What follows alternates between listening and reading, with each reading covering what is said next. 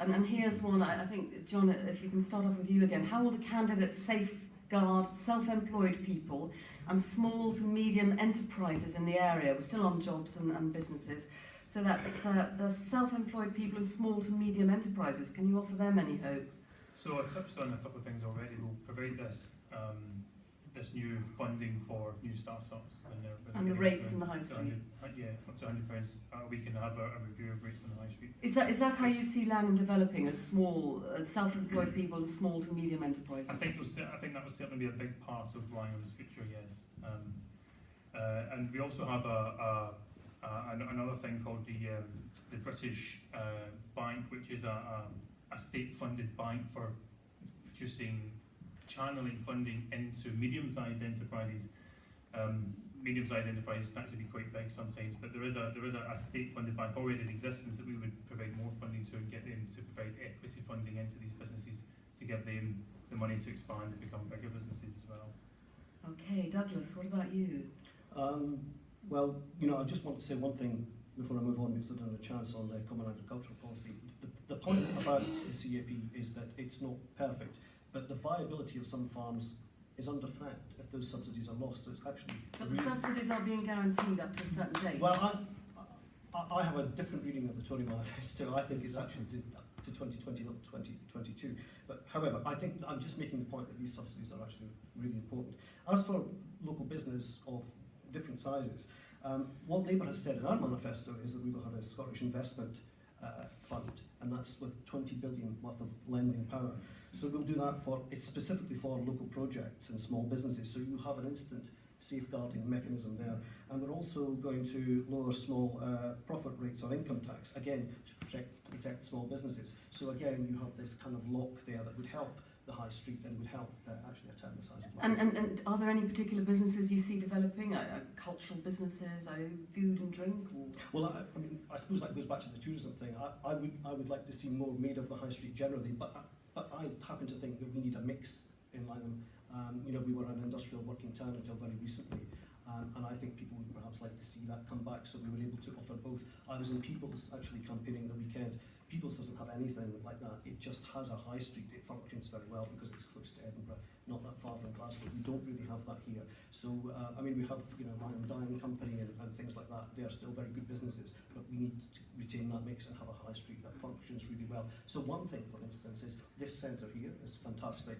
I would like to see something a bit more joined up here, where actually you could come here to an arts or musical gig, but you could have the opportunity.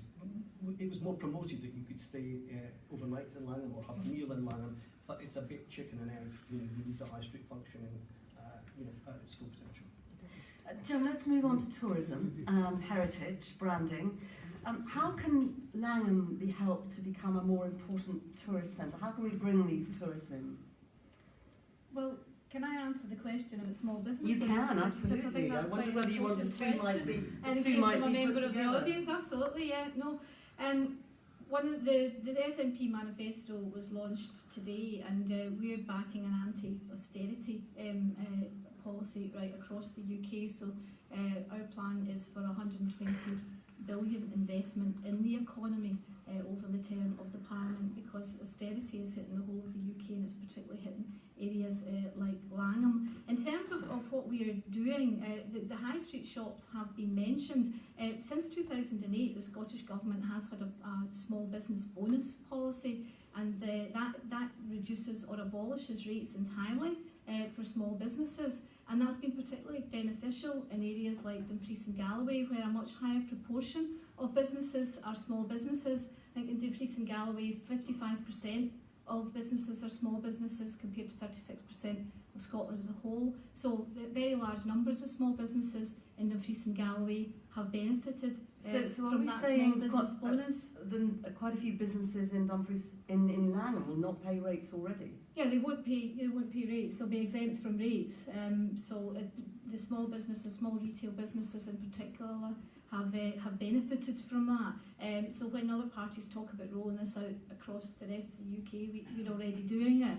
Another thing that we're doing, the commitment in this Parliament, I think it's important. We talk a lot about broadband and mobile, quite rightly, in this area. These are issues that are reserved to the UK Parliament. The regulation of both broadband and mobile is a matter for the UK Parliament, but because it's focused on, it's not focused geographically, it's focused on per head coverage. Rural areas lose out because the regulation is very focused on cities. So what the Scottish Government's come in to do is to kind of make up for that loss when it comes to broadband, and we're investing 400 million over the course of this Parliament. So by the end of the Scottish Parliament, every premises in Scotland will have access to broadband. With mobile connectivity, it's more difficult because, again, those licences are sold by the UK Government. So, you know, our MPs in Westminster will continue to press the UK Government that when those licences are sold for mobile spectrum, they must make sure that they've got proper geographical coverage,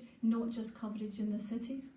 And all these plans, the extra money you're going to spend, they're all costed, presumably? Well, they were all costed, and like the 400 million for broadband, for example, was costed in the last Scottish election. So that's set aside and that's accounted for, and it's already been rolled out. I mean, if it hadn't been for that input of money by the Scottish Government, only 25% of Dumfries and Galloway would have broadband coverage. Because of that 400 million investment across Scotland, we're going to get up to 95% coverage by 2017 and 100% coverage by 2021.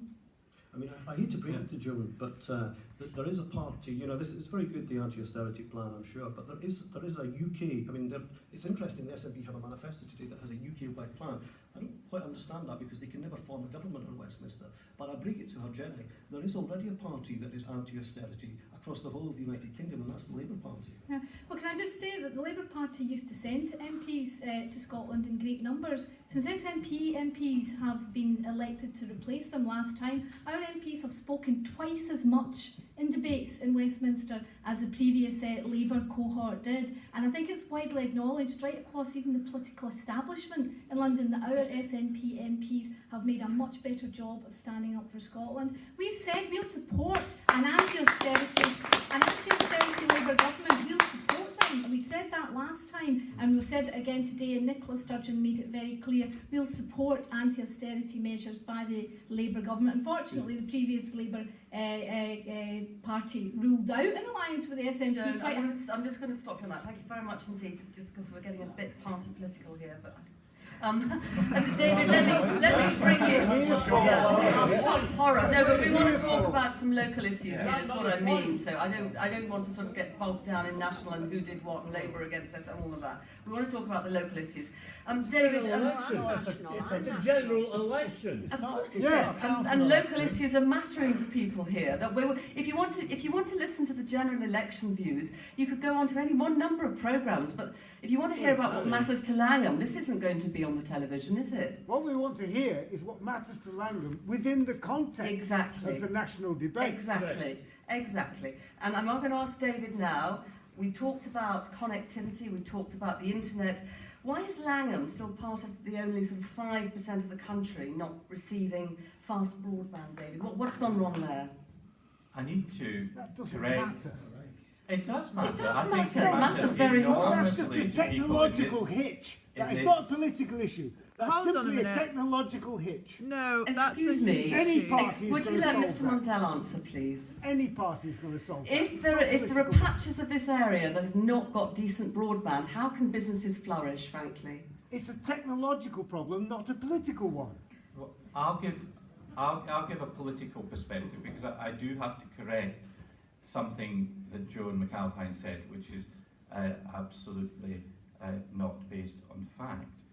In the last Parliament, the 2010 to 2015 Parliament, when the UK government brought forward proposals for the rollout of superfast broadband across the UK, there was a project which has been taken forward in the Highlands and Islands, which is identified as an important rural area. And there was a project to be taken forward across the south of Scotland.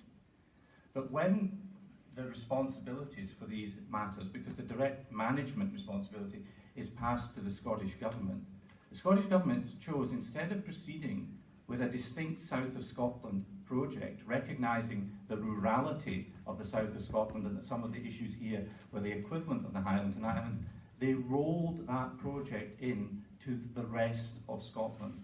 So this area lost out in specific funding that would have been equivalent to the level of investment that went into the Highlands and Islands. So I don't accept any accusation that this area was somehow discriminated against by the UK government. It was the Scottish government that set the terms for the contract, and that contract was about the number of households, not the rurality of the households. And the Scottish government, the SNP Scottish government, signed off that contract. So let's not have any suggestion that the fact that rural areas have been left behind, and Scotland is behind the rest of the UK in the rollout of these contracts, is down entirely to the Scottish government. And thank goodness they are bringing forward some additional funding, because they have been responsible for the delays that have taken place to date. If the UK had regulated it properly in the first place, Scottish Government wouldn't have to come in and mitigate with these amounts of money. It's your responsibility. The mistake, Joan, was to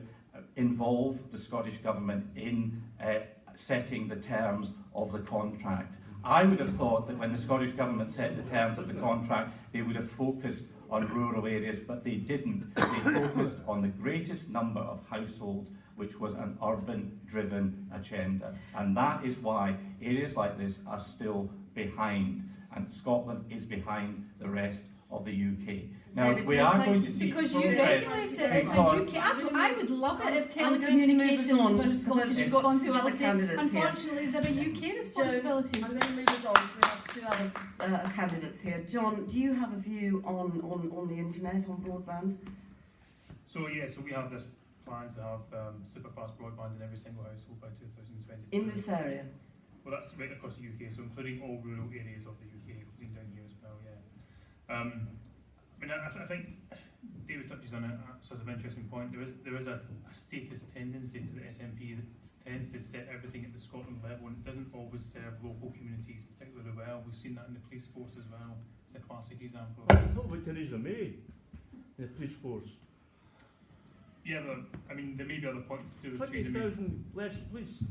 But Theresa May is not in charge of the Scottish Police Force, and that is run from Edinburgh, and it was centralised with the creation of Police Scotland to the detriment of local policing in places like this. So there is an ideological drive by the SNP to be centralising at the Scottish Edinburgh government level, and that is often to the detriment, unfortunately, of local communities. Douglas, what about you and broadband and the way it can help businesses and communities? Well, I think it's absolutely fundamental. In my house, Clydesdale, oddly, I can get Wi-Fi, but I can't speak to anybody on the phone.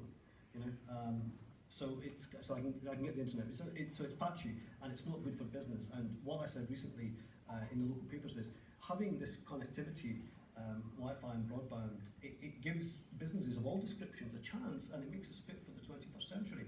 And to just make my earlier point again, in regards to the Liberal Democrats, we're 1 year in front. We're 2020 or 2021 in our manifesto. But it is a serious point, and it has to happen. But the other part about connectivity, I think, is not just mobile and broadband, it's the transport links here. I would like to see the Borders Railway